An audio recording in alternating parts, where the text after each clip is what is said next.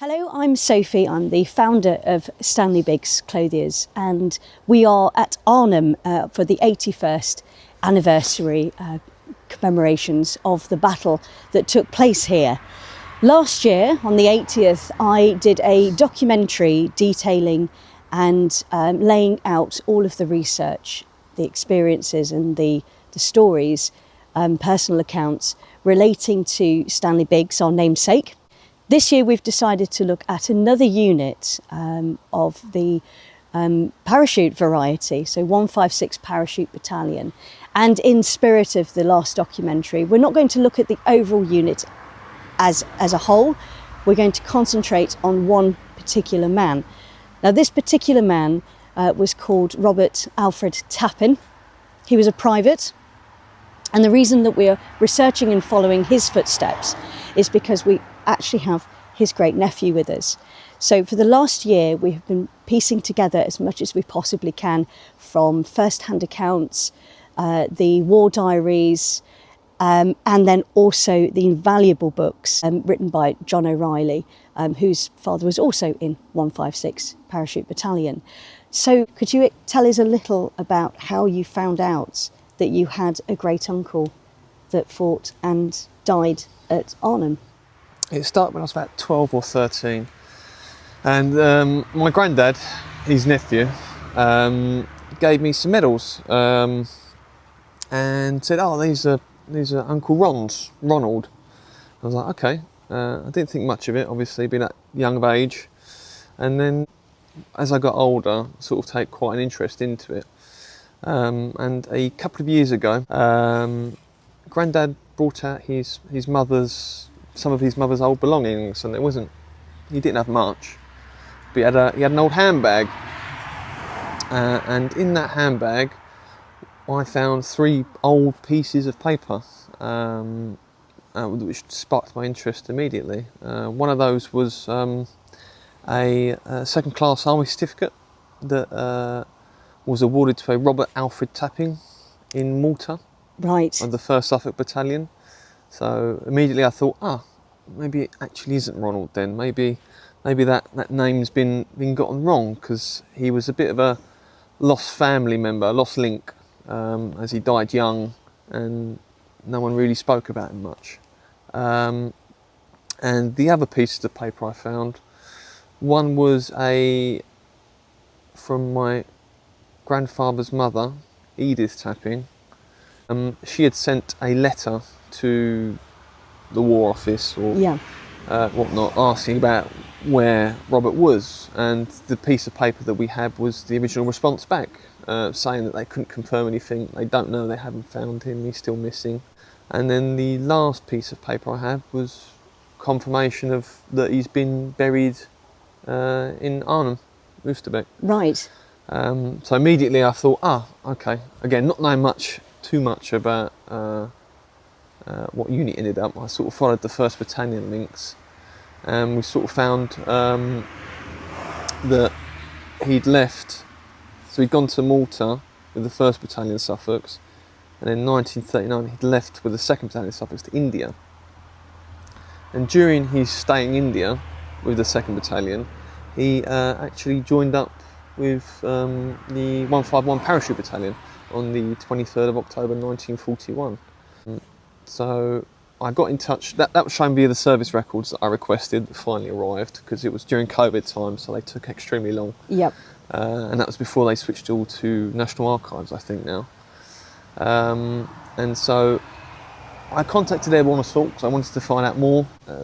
A gent over there by name Ben, I believe, gave John O'Reilly my details, and John O'Reilly got in touch with me, and we sort of run through, and he explained everything that he knew about my uncle and his involvement in the 156 Parachute Battalion. So John's been absolutely instrumental in me discovering an abundant amount of things about Tapping, as well as Sophie and Gary have given me clues that I would never have dared looked at. And so for me, this journey's been really exciting to come on, because we're finally piecing it all together, his journey. Before we move ahead, just very quickly, you said 151 and 156. What happened there? Did he transfer? Did they amalgamate, or? Yes, so he joined 151 in India, so that was part of the Indian Airborne Division. The reason for the change to 156 was purely for intelligence purposes, to try and confuse the Germans, to make them think there was more battalions. So when they switched to 156, they joined the 4th Parachute Brigade, like the British Army, as opposed to Indian Army. Right, got you. So they ended up going to the Middle East, assisting in Italy. I believe that was Toronto. So yeah, they'd land at Taranto and they formed the spearhead of 8th Army, moving up through the eastern side of Italy. And then they went back to the UK, presumably to start their training for what would be Operation Market. So really, Tappin was a veteran before. By the time he was in Arnhem, he had been serving for 7 years. Yeah. Wow. Of course, they're pre-war Suffolks. So really, we're at the start of his last chapter, and that brings us back to why we're actually here at this particular location. Now, this was Drop Zone X. You've got Drop Zone Z immediately on the other side of the road. And on the 17th of September, Tappin dropped onto this drop zone by parachute. Of course, 156 didn't. As a battalion, they didn't drop here, and we've been able to find out that he was in the advance party, so essentially what would be a pathfinder, and that was in HQ company. So that was on Chalk 147. So you know the actual aircraft that he was on. Yeah, thanks to John's book again. Right. That's why John's been instrumental in helping me out. But we know that, yes, he was on the advance party stick that was commanded by Major Michael Page. So yeah, like you said, the rest of the 156 did not drop here. They dropped at Ginkle Heath. Right. But the advance party and the rest of the other advance parties of 4th Brigade, including 10th, 11th, and the 4th Brigade HQ, right, also dropped here, and they were some of the last flights to come in. On the 17th? On the 17th. Right, okay. And thankfully, we've got the locations for the Pathfinder RV, which is in that direction. Yeah. And we've also got another RV, which is towards Ginkle Heath. So we can kind of follow their route. Are you ready to head off? Yep. Let's go. Yeah. Now on the edge of, centre of Drop Zone X. So on the early afternoon of Sunday the 17th of September, it was the job of the 21st Independent, it was the initial pathfinders for the division, to mark the landing and dropping zones around this area. So their job, they were specialists tasked to come ahead of the main force, and then would mark the drop zones and landing zones with a special Eureka beacon, which sends a Morse code kind of signal to the aircraft, of the lead aircraft of each stick. Also, a visual aid would have been a letter code marked out with marker panels, and also a wind direction to aid for the aircraft approaching, so they know which way to come for when the parachutes and gliders are landing. Obviously, it was just parachutists on this landing zone or drop zone. This landing zone or drop zone was mainly 1st Parachute Brigade, but also elements of the reconnaissance squadron, some divisional troops, so like some medical units, parachute medical units, and then later in the day, 4th Parachute Brigade, so the advanced parties of 4th Parachute Brigade, including the 156 guys. So we're in the centre of the drop zone here.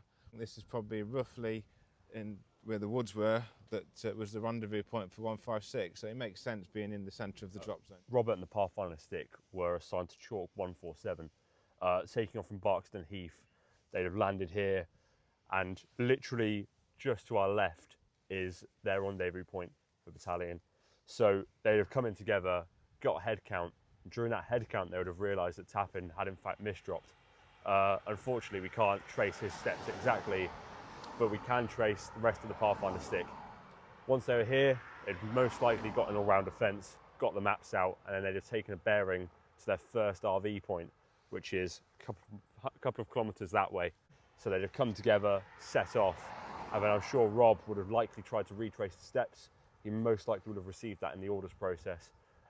He doesn't actually join the rest of the Pathfinder stick until 12 o'clock on the 18th of September. But until we get to that point where we can confirm his location, we're going to stick with the rest of the Pathfinders. Here, we're now starting to come into the area which would have been RV1. Now, with the RVs, they're set in cases of missing individuals, contact, as a place for everyone to come back together. So you do want things to be recognisable, hence they're normally in proximity to a track. With Tappin running late, we found that in the casualty file, didn't we? Yes. For 156. Yeah, so one of the signallers, I believe Signaller O'Donnell, mentions that as he was exiting the aircraft, he saw Tappin veer off. So we don't know where Rob landed. Obviously, he didn't survive the battle, so it had the account from himself. But they wouldn't be wasting any time. It'd been a very cutthroat business of, okay, mission takes priority here. I believe it is around this vicinity that Tappin and 15 others would have waited and watched as not just 156 landed, but they would have been looking out for all of their chaps. Yes. So what would the advance unit have done once they got here? The main objective of the advanced Pathfinder stick of the 156 that was commanded by Major Page was to mark the RV position to allow for the main force landing by parachute to identify where to regroup up. Upon seeing the planes coming in and being able to identify chalk numbers that were associated with 156, they would have lit their red smokes to signal their position. Yeah. So that whilst they're dropping, the parachutists could identify that red smoke and start to head over towards it once landed and once they've collected all their gear. With the SS headquarters on the edge of the Ginkle, there's a famous photo of a few of them mounted up on the boxes of the MG42s, and they are sending an absolute wall of lead into the sky. Yeah. There's many accounts of the men being hit on the way down, including the only Frenchman with 156 who was unfortunately hit in the air, and when they found him, he was wrapped in his parachute. Half of the 156 MMG platoon are unfortunately shot down in their Dakota, and as it's in a flaming ball coming towards the ground, it's quickly followed by RAF Typhoons coming in to engage the anti-air positions of the landing zones. Alongside this, you've also got the men coming down, such as Powell. He was hit in the hand, and they're sort of the main points of note.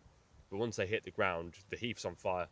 It's absolute chaos, so they'd be moving towards that red smoke as quickly as they possibly could. They would then move back down the same route that we've just come, and presumably that gives the advance paddy a bit of an advantage, because they can say, well, this is the best way, this is the fastest way to get off the chaos of the landings or the drop zones. It's most likely by design. Often your safest route is the route you entered through. Yes. So if they've already covered that, they've seen the best way. They'd have most likely handed all the information over to the lead section of whichever platoon pushed on. Yes. And they left here around 5 o'clock on the 18th. So much later. Much later than anticipated, yes. It takes them about 3 hours to move the best part of a kilometre.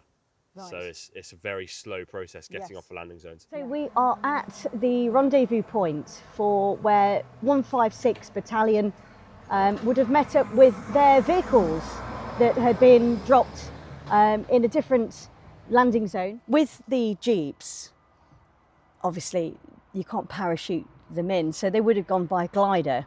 Yeah, that's correct. So this is an American-built vehicle, so a standard Willys or Ford Jeep. But in 1942, they decided that it needed to go inside a glider. So a few modifications had to be made to fit it inside the Mark I Horsa glider. So the main thing is cutting the steps off and modifying the steering wheel, because when you go up the ramp of a glider, you've got to turn it 45 degrees into the main fuselage, and then the wheel would get caught on the main fuselage, the wingspan going across. Right. So removable steering wheel to allow it to go under the main spar. That can be put back on again. Spare wheel is moved from the back onto the front. Two reasons for that. One, it makes it shorter at the back, again to fit under the main spar. It also adds some shrapnel protection to the radiator on the front.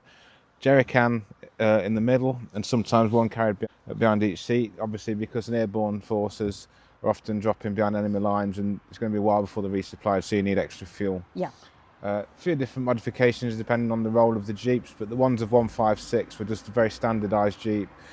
A lot of the time with the stretcher rack fitted on the back, the same as this one, and that allowed them to carry their own injured from the regimental aid post to the main dressing stations. So there was 4, I believe, in 156. One of those would have been in each allocated to each company for running ammunition and injured from around. So not everyone would be moving by Jeep, but definitely some of the HQ elements and the support side of each battalion and company. It's also worth adding, they also bought 2 Brengan carriers as well, which went inside a Hamilcar glider, which is a massive glider. Again, they weren't used for transporting guns or anything like that. It was more for ferrying ammunition to where it's needed within the company lines. And it's basically the most heavy armoured vehicle that the airborne forces had at the time, because they could fit inside a glider, obviously. Right. And the gliders, the landing zone, again, just to clarify, was separate. It was in a different location. And that was for 156 was landing zone Z. Ideally, the vehicle landing zone should have been north and then pick up the troops on the way, but Yes. it just didn't work like that due to the landscape. Yeah. So next, from here, the 156 battalion went, we believe, across the railway, which is just behind you, and immediately right down a small path. So we're going to, now in Jeeps, we're going to head down that path that will then be a straight route all the way down, and that will head straight down into Wolfhazer. But we're going to be on the left side of the railway, so the north side of the railway. We're currently south. So we're going to head over there, and we're then going to head towards what would have been their overnight base, because of course everything's delayed. We're 4 hours late. So turning into this track now, this is the route that 156 have taken. By this point, Robert's rejoined the rest of the battalion, and they've been moving down here at a fair speed. We know, based on the combat reports, they'd left the Jeep RV around 2000 hours.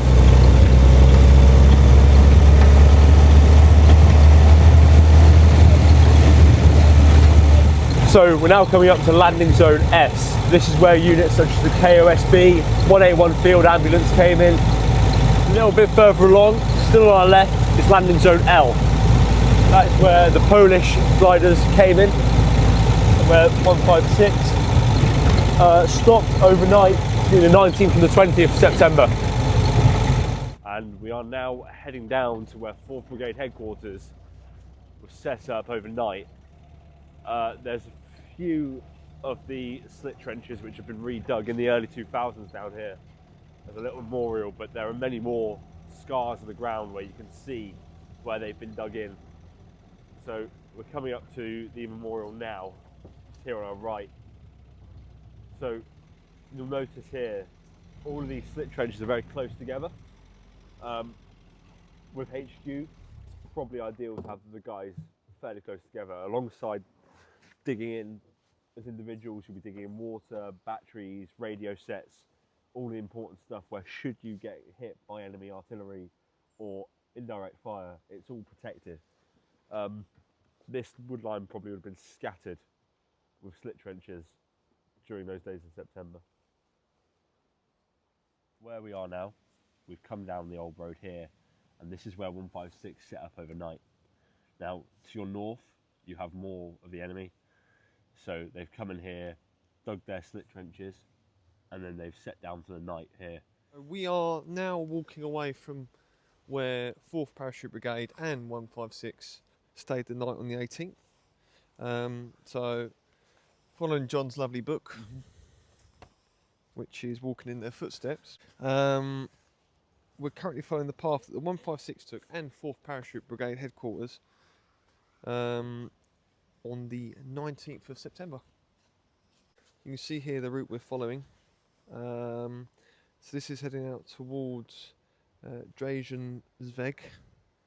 We've got quite a bit of distance to go, but the men were woken up with a stand to at 04:30 hours. Here, off to our left, is Dragensweg. You'll see a small veranda, a monument now, and that is the axis which A Company and B Company would have taken, with A Company commencing their attack on an 08:38 H hour and B Company at 0900. And then HQ Company would join them at 09:30 hours as Yes, so alongside that you had B Company preparing for a flank to our south. That attack is what eventually creates contact with the German blocking line. Major Potts of A Company leads his men in a full frontal attack, managing to break through at one point, but he does not have the other company's echelon through. As a result, he's captured the other side of the Dragensweg along with a few other members of A Company, and only a couple of them managed to escape, I believe. And just to give you an idea of what they went up against German forces wise, there's a number of light armoured vehicles and tanks there as well that I don't think they expected to encounter at that point. We also had the fire support for being Secoy.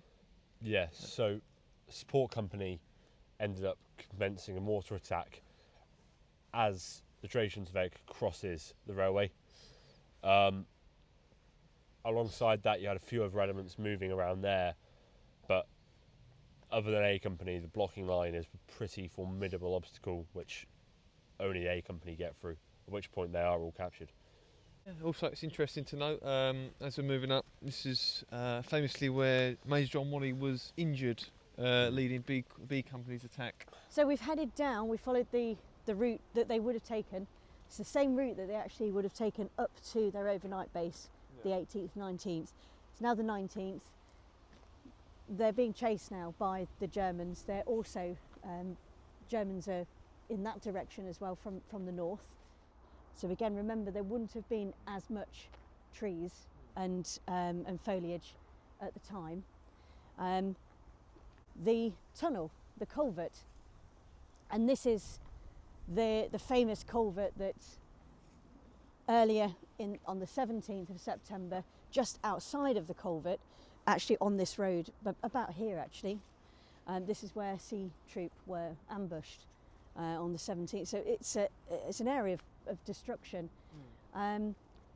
Around, they're not too sure exactly where, but it's around that spot, coming from the north.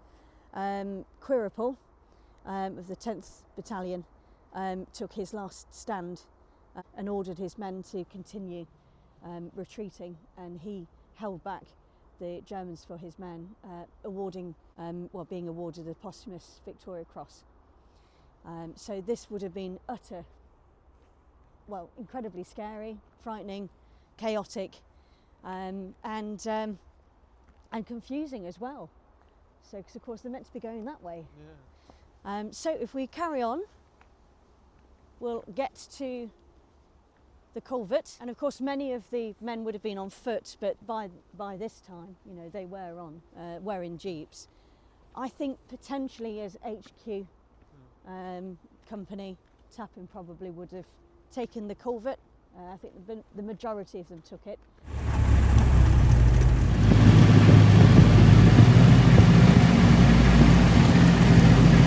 So we followed the tactical withdrawal from the other side of the railway. They've crossed over the railway, either going over the embankment or through the culvert, and they've moved on to the overnight base, which is more or less parallel to where the 4th Brigade HQ base was. So they are literally going around in right angles, circles at the minute. And I believe, looking at the map, that this is where their overnight base was. Using John Waddy's coordinates, let's just double check.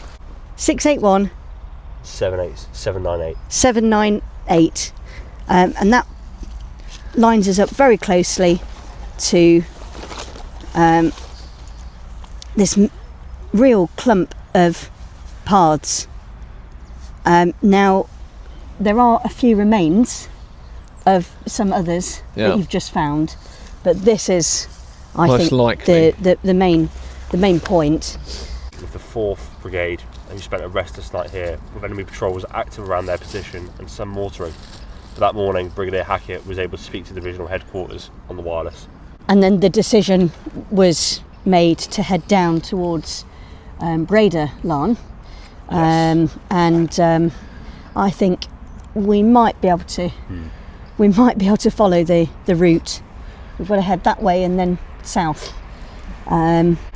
Interestingly, we could always, we'll go past where 4th Parachute Brigade HQ were. So I bet there would have been runners back and forth. So potentially, Tappin was busy doing that So yeah, as well. So with Hackett's contact to divisional headquarters, he wants to step off at 2300 when 10th Battalion are finally ready to move.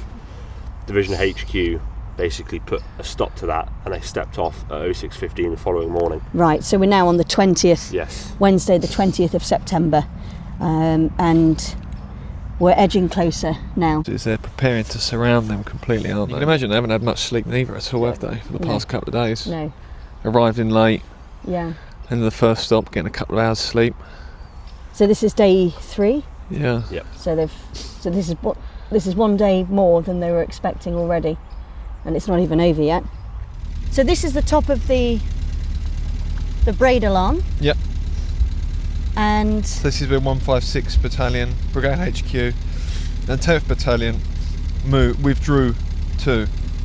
So obviously they were pulling back from where our previous stop was, yeah, and trying to rejoin the main forces at Oosterbeek perimeter. So you can see just the Germans were completely surrounding 156 and the rest of 10th and 4th Brigade HQ, and at this time, of the 600 odd men that dropped in with 156, only about 115 and 7 officers were left. So very depleted, down to a sixth of their normal force. and they're not even in Oosterbeek yet. Not yet, and they've still got quite a way to go. So we're literally just at the start of the breeder line, just up here on the north. Right, so we'll head down, and then there's a mention of the crest of a hill, Yes. which I think is there. You can just about see. So Powell pushed on about another 300 yards through the woods, passing a water tower on the left. Right, So that is further down. and rejoined Lieutenant Colonel DeVoe's party, Brigade HQ, at the top of the Brederlaan. Powell now only had 50 men left with him, so I'm guessing Wow. the other 60-ish were with HQ, Yeah, HQ company. Gosh. What was left of them? so Tappin being one of Tappin. those men. And Tappin would have been, yeah. So he'd have been here.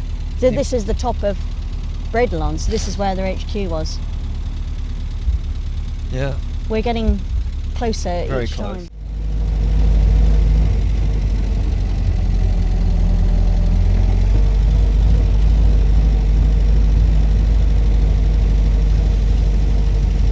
Road there.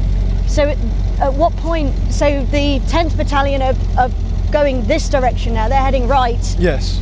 So it's a really narrow corridor, isn't it? Because you've got Germans this side following you, and then, And you've also got some elements moving in from north Sorry. to the east yeah, towards the Sportland.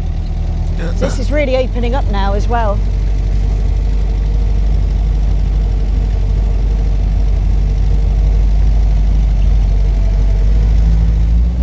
So we're at the crest of the hill now, I think. It's flattened out a bit. Yeah. Does it mention DeVoe? Yeah, so it previously mentioned DeVoe.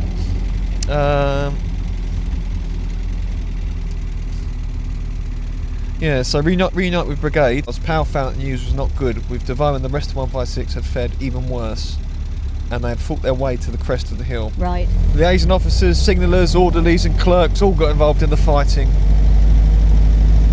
alongside 156, as you had enemy probing attacks constantly through this Yeah. area.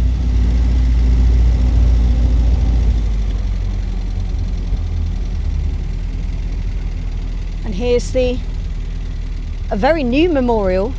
Was on here, Lewington? Lewington, yeah. So Lewington was in the same Pathfinder stick with Tapping that dropped on the 17th. So he's obviously been potentially one of those casualties around here. Unfortunately so. And it does say on there that there's a lot of small pockets of men being pinned down, and so presumably. And again, it's you see a mix of battalion men there, so that sort of shows you the chaos that was unfolding. Yeah. Robert Tappin and Henry Lewington, they were original 151 members, so they'd known each other since very early days. Yeah. So that must have hit Tappin quite hard. If he even found out at that point, yes. I don't know. That's it, isn't it? He probably was aware of his absence. Because it all unfolded so quickly. Yeah. There's also a house down here that's is it Bearbank? Yes, I believe so, yeah. That he mentions. We can drive down to there. So all along here they were trying to find cover, obviously. And then on the right hand side you'll see the water tower that Pal mentions. Oh yes, that's the water tower. So if that was to his left, he's obviously coming from the woods on that side. All of this woodland as well. So I think it's always worth remembering is that, you know, the force wouldn't have just gone down the road. They would have spread out, creating flanks to go all the way across. So Pal presumably is coming through the woods this direction, and this is the house here.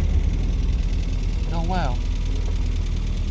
Where there's a plaque. There was 2 men from 156, and I believe another is from Recce.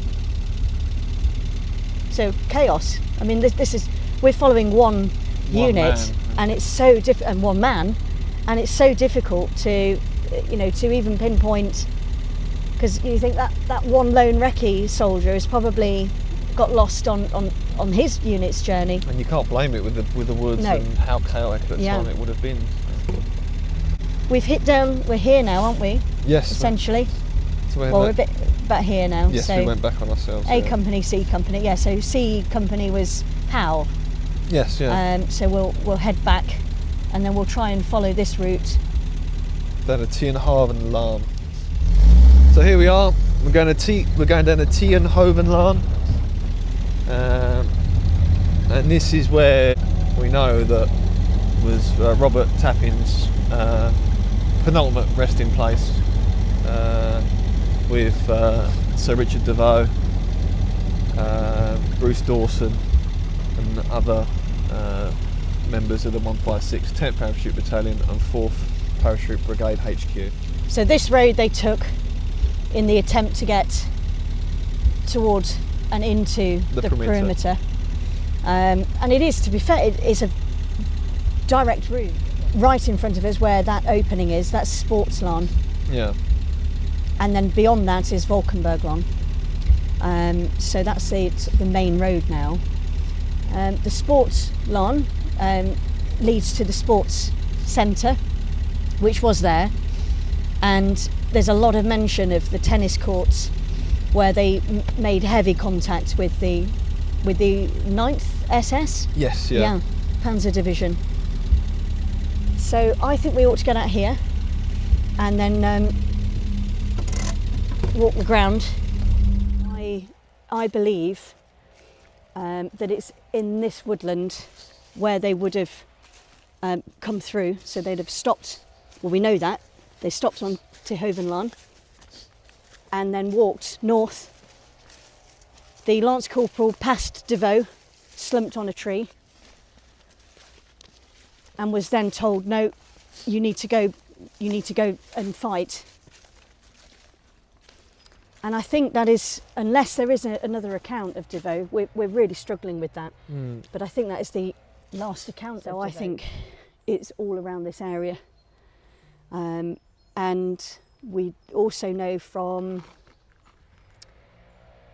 Mickey Gibbs, his account, where he said there was a private on my left and Lieutenant Ritson on Yep. his right, and Ritson was killed instantly, but rather brutally, when an SP gun, I think, took his head off, I think. Yeah, I think a burst from machine gun. And the private was killed as well. And at that point, Gibbs decided to go back to the southwest and try to go around the sports centre. So this is using John Waddy's A Tour of the Arnhem Battlefields, and he mentions just to the north of the hollow he's referring to lies the area where the diminishing band of the 4th Brigade were surrounded.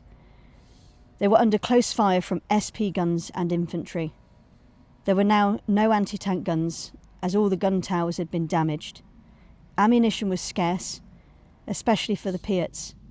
Brigade troops and 156 Battalion men were intermingled among the trees.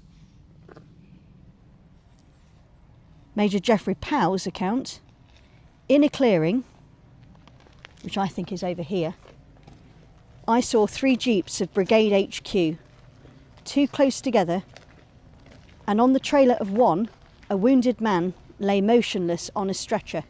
So that is Heathcote Avery. Germans could be seen darting through the trees,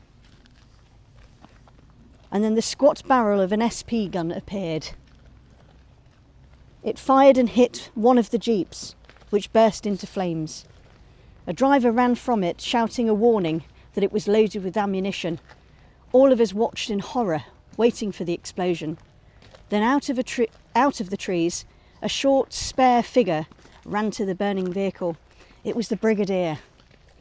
Springing into the driver's seat of the jeep with the wounded man, and shielding his face against the flames, he gunned the engine into life, and the jeep and trailer roared across the clearing to safety.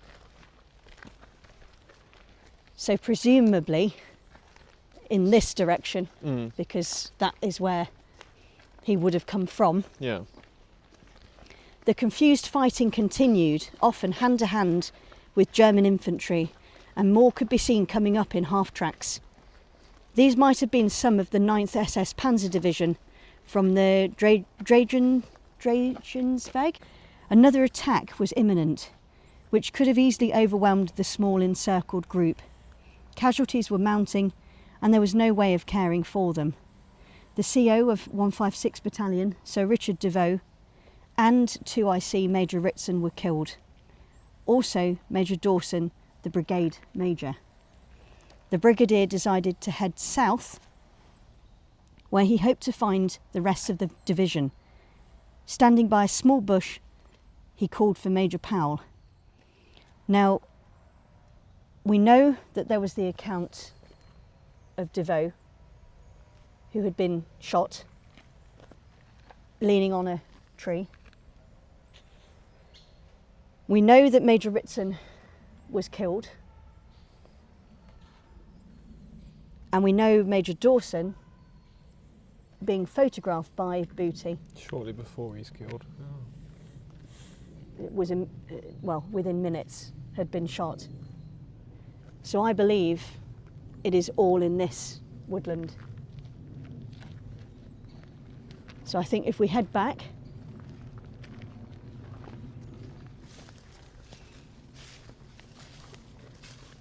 so I think this is the woodland where Dawson, Ritson potentially a little further up towards the tennis courts, Yeah. and Devoe. And because we know where they're buried, with Tappin in the same grave, I think it's very likely that Tappin would have had his final moments in this woodland. And at the same action. The same action.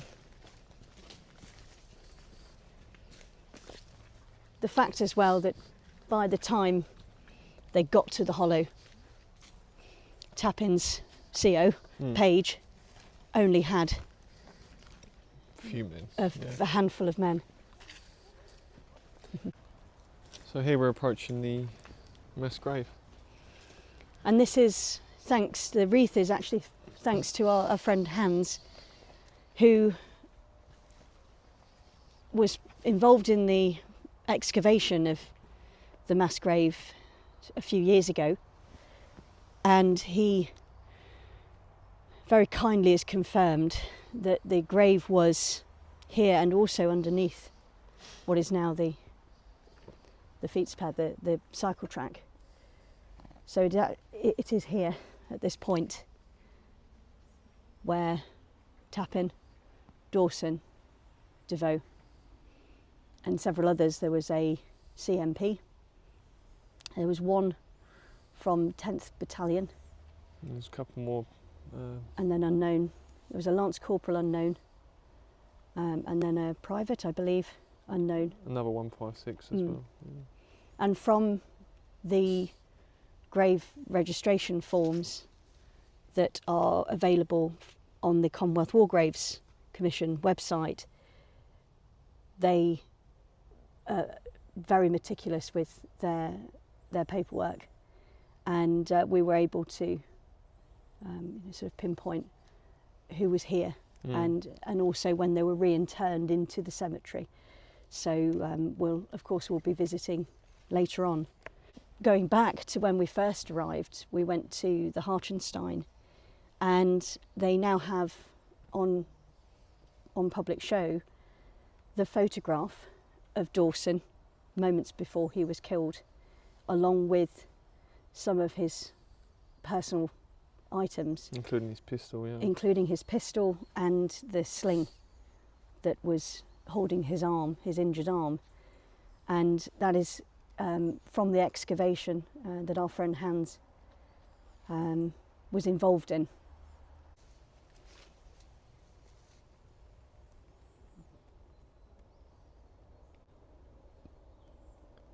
And so from my understanding, it's Hans only that is laying the wreath here. It is. He's taken his own initiative to lay this. So thanks to Hans, we've been able to locate the exact position.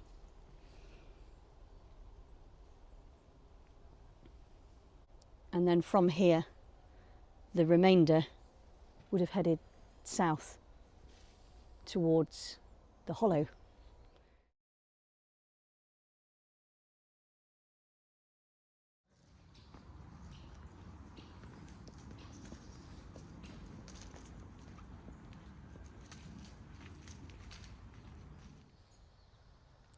So here we are.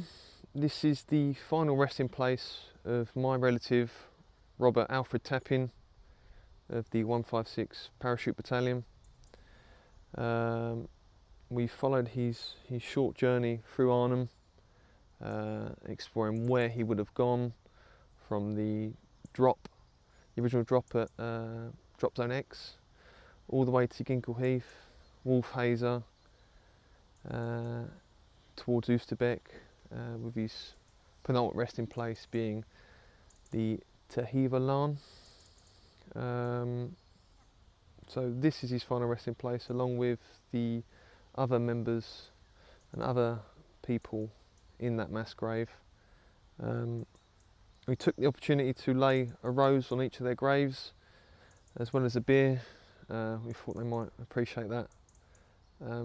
For me, it's been a very touching journey to experience